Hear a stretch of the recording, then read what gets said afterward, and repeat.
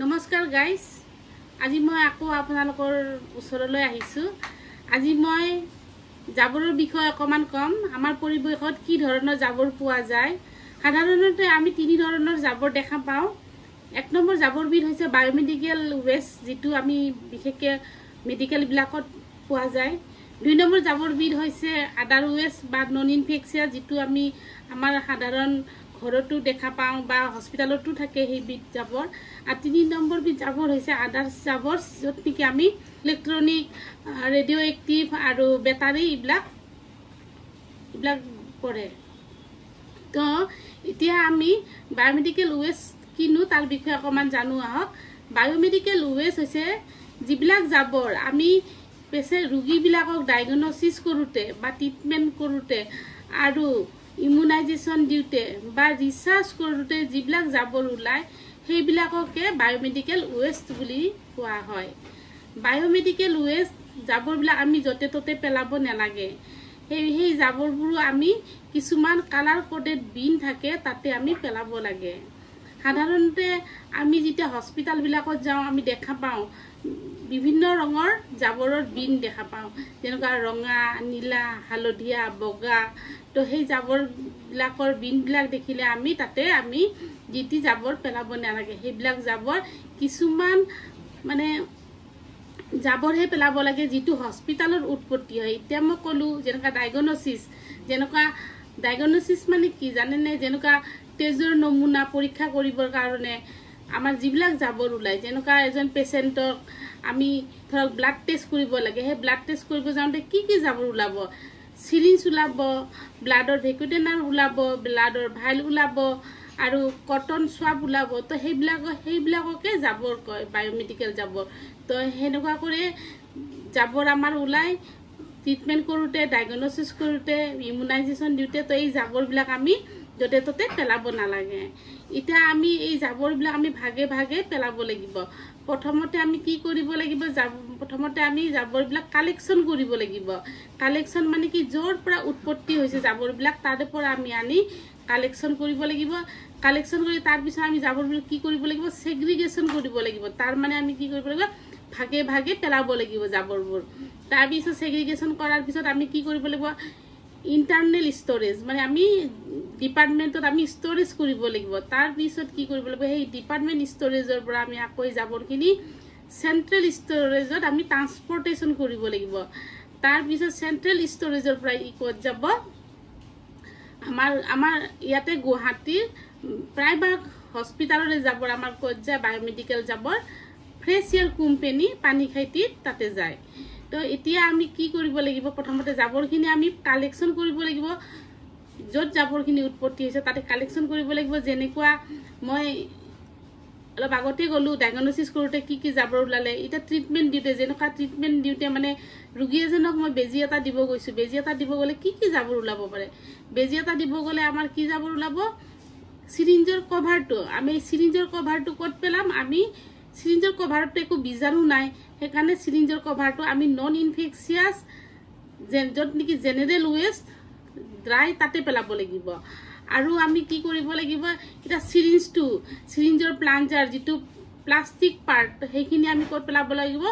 ৰঙা বিনত। আৰু যিটো আমাৰ নিডিলটো আমি পেলাব লাগিব হোৱাইট পাঞ্চাৰ প্ৰুফ কণ্টেইনাৰত।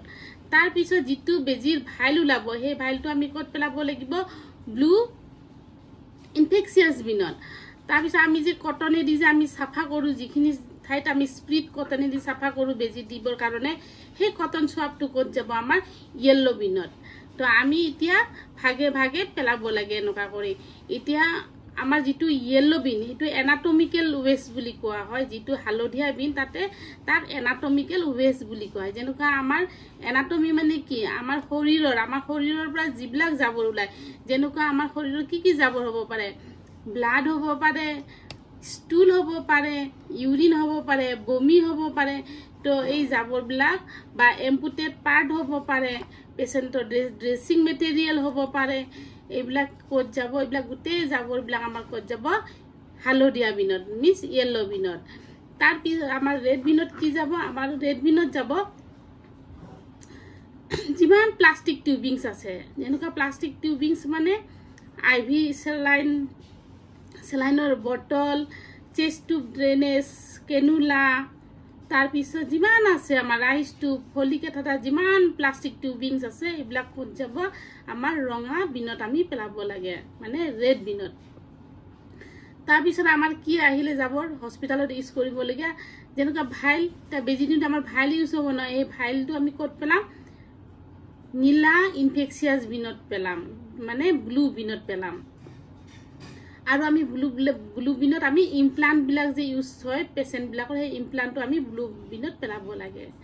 তাৰপিছত আমাৰ থাকিলে নিডিল, যিবিলাক শাৰ্প অবজেক্টছ, এনেকুৱা ব্লেড, নিডিল, কেনুলাৰ ষ্টিলেট, তাৰপিছত চাৰ্জিকেল নাইফ, এইবিলাক ক'ত যাব, এইবিলাক চব আমি হোৱাইট পাঞ্চাৰ প্ৰুফ কণ্টেইনাৰত পেলাব লাগে। তো হোৱাইট পাঞ্চাৰ প্ৰুফ কণ্টেইনাৰত পেলাব লাগে। এই জাবৰবিলাক আমি ভাগে ভাগে এইকাৰণে পেলাব লাগে, এইবিলাক জাবৰ যেতিয়া ফ্ৰেছ এয়াৰ কোম্পানীত গৈ যেতিয়া ফাইনেল ডিছপ'জেল কৰে বা ট্ৰিটমেণ্ট কৰে, তেতিয়া এই জাবৰবিলাক আমাৰ তাতে বেলেগ বেলেগ ধৰণে ট্ৰিটমেণ্ট কৰা হয়। যেনেকুৱা আমাৰ হালধীয়া বিনৰ জাবৰবিলাক আমি ইনচিনেৰেটৰত দিয়ে, মানে পুৰি পেলাই তাৰে যিবিলাক এছ ওলায় বা ছাই ওলায় সেইবিলাক তেওঁলোকে লেণ্ডফিল্ডত পুতি থৈ দিয়ে। তো মই আজি এইখিনিকে ক'লোঁ।